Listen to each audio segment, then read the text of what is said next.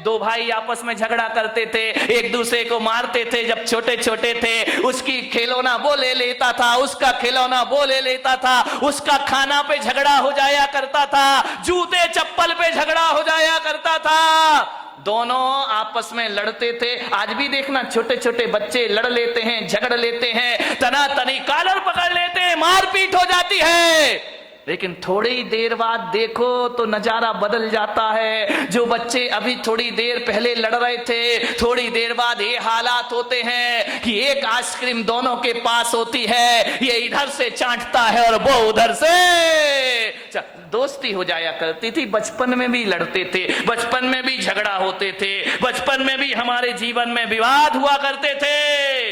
लेकिन एक बात याद रखिए, लड़ने झगड़ने के बाद दुश्मनी हमारे बीच में नहीं हुआ करती थी। ध्यान रखिए, लड़ाई झगड़ा खतरनाक नहीं होता, बैर भाव जीवन में बहुत बड़ा खतरा पैदा कर दिया करता है। बैर भाव से बचने का प्रयास करिए। बच्चों की तरह लड़ लो, बच्चों की तरह झगड़ लो, कितना अच्छा होता, कितना अच्छा होता। काश ये आदमी आज भी बच्चा होता, कितना अच्छा होता। काश आदमी आज भी बच्चा होता। ध्यान रखिए, बचपन में लड़ते हो, फिर बोल लेते हो, एक तरफ तो मारपीट करते हो, फिर थोड़ी देर बाद गले में हाथ डाल करके घूमा करते हो। लेकिन बड़े होकर आदमी को नहीं जाने क्या हो जाता है, एक बार झगड़ लेता है और जिंदगी भर की बोलचाल बंद कर दिया करता है। ये बोलचाल चालू रखिए, मौन मत लीजिए, दुश्मनी को जन्म मत दीजिए, व्यवस्थाएं आपकी बनी रहेंगी। ध्यान रखना। मान्य भर हंसता खिलखिलाता परिवार होना चाहिए। हंसोगे, खिलखिलाओगे, क्रोध पैदा नहीं होगा। ध्यान, दो ही चीज हो सकती है जिंदगी में, या तो हंस लो या गुस्सा कर लो। ध्यान रखना, जब गुस्सा करते हो तो हंसी गायब हो जाती है, और जब आदमी चेहरे पर मुस्कुराहट और हंसी लाता है तो क्रोध गायब हो जाया करता है। दोनों एक साथ कभी नहीं रहा करते हैं। ऐसा कभी आपने नहीं देखा होगा कि क्रोध में, गुस्से में किसी का मुंह भी फूला है और हंस भी रहा हो, मुस्कुरा रहा हो। दोनों काम एक साथ कभी नहीं हुआ करते हैं। इसलिए मैं आपसे कह रहा हूं कि क्रोध की जगह हंसता खिलखिलाता मुस्कुराता जीवन होना चाहिए। जितने आनंद में रहोगे उतना क्रोध आपसे दूर रहेगा। मेरे कमरे में लोग हंसते रहते, आवाज आती रहती, हंसी मजाक की आती रहती है। बोले महाराज आप संत हैं, आपका कमरा बड़ा सीरियस होना चाहिए, बड़ा गंभीर होना चाहिए। मैं बहुत कोशिश करता हूं गंभीर हो जाऊं, गंभीर हो जाऊं, लेकिन क्या करूं, मेरा स्वभाव मुझे गंभीर नहीं होने दिया करता है। हंसता हूं, मजाक करता हूं, व्यंग करता हूं, आदमी से बातें कर, बच्चा आए तो उससे हंस लेता हूं, बूढ़ा आए तो उससे हंस लेता हूं, महिलाएं आती उनसे हंस लेता हूं। ध्यान रखना, जहां तक मेरी सोच है, अब इस दुनिया को उदास, गंभीर और सीरियस संतों की जरूरत नहीं है। अब इस दुनिया को हंसता खिलखिलाता मुस्कुराते संत की जरूरत हुआ करती है। यदि संत हंसेगा, मुस्कुराएगा तो समाज में वह प्रेम का प्रसाद बांट पाएगा। हंसता खिलखिलाता मुस्कुराता जीवन होना चाहिए। हंसी गायब हो गई है। अब घर में दो लोग रहते हैं, हंसे तो कैसे हंसे? मुझे तो बड़ी सोच सोच के हैरान होता हूं। अब हंसने के लिए आदमी को लाफ्टर चैलेंज जैसे सीरियल देखना पड़ते हैं, कपिल शर्मा से मिलना पड़ता है, तब आदमी के चेहरे पर हंसी आती। नहीं मेरे भाई, क्रोध तनाव में जिंदगी जी रही है हमारी। झगड़े होते हैं, आदमी भी लड़ता है, महिलाएं भी लड़ती हैं। फर्क इतना होता है, आदमी इस कान से सुनता है और इस कान से निकाल देता है। महिलाएं ऐसा नहीं करती, महिलाएं तो बहुत होशियार हैं, इस कान से सुनती हैं। आदमी इधर से सुनेगा, इधर निकाल देगा, लेकिन महिलाएं जो हुआ करती हैं इधर से सुन के इधर नहीं निकालती हैं, वो दोनों कान से सुनती हैं और मुंह से निकाल दिया करती हैं। ये दोनों कानों से, इधर से भी सुनेंगी, इधर से भी सुनेंगी और मुंह से। कौन बोला जब भी बोलेंगी बारूद? नहीं, यहाँ की महिलाओं की बात नहीं कर रहा, यहाँ अपने को भाई अभी चतुर्मास पूरा करना है। मैं तो बंबई वालों की बात कर रहा हूं, तुम्हारी आगे जाके देखूंगा। ध्यान रखिए, विचार करिए, आप सोचिए। ऐसा नहीं है कि इन्हें गाली देना नहीं आता है, आता है। ऐसा नहीं कि इन्हें गाली नहीं आती है, बहुत आती है, लेकिन ये बोलती नहीं है। ध्यान रखिए, आदमी तो गाली ही गाली बोलता है, हर चीज पे गाली बकता है, बिना गाली के बातों की शुरुआत। कई का तो गाली तकिया कलाम बन जाता है, हर बात पे 4 गाली बका करता है। मैंने कहा यार, जितनी भी गाली इस देश में है वो महिलाओं के नाम से सारी गाली है, माँ के नाम से, बहन के नाम से, बाप और भाई के नाम से कोई गाली इस देश में नहीं है। मैंने कहा इतनी सारी गालियां महिलाओं के नाम से क्यों है इस देश में? विचार किया कि महिलाओं को गाली आती है लेकिन ये गाली बका नहीं करती हैं, लेकिन आदमी 24 घंटे गालियां दिया कर। ध्यान रखिए मान्यवर, किन बातों पे झगड़ा होता है हमारे घर में? छोटी सी मानसिकता, बस संकीर्ण प्रवृत्ति हमारे यहां झगड़े को जन्म देती।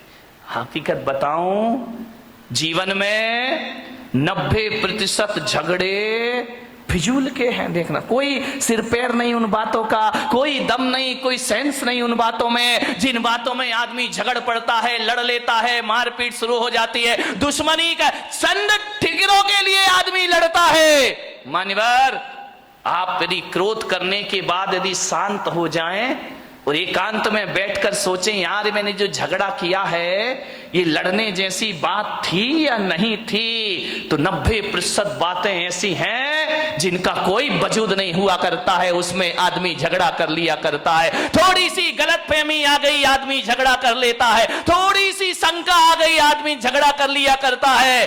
फिजूल की बातों में झगड़ा है। मेरा एक जगह चातुर्मास हो रहा था, और चातुर्मास में संत निवास के बाजू में एक बहुत बड़ा मकान था। सुबह सुबह हम लोग पाठ कर रहे हैं, भगवान का भजन कर रहे हैं, झगड़े की आवाज आने लगी। अरे मैंने कहा भाई ये झगड़ा कौन कर रहा सुबह सुबह? मेरे साथ लड़के थे, मैंने कहा जरा देखो किसी ने टीवी चालू कर दिया है क्या?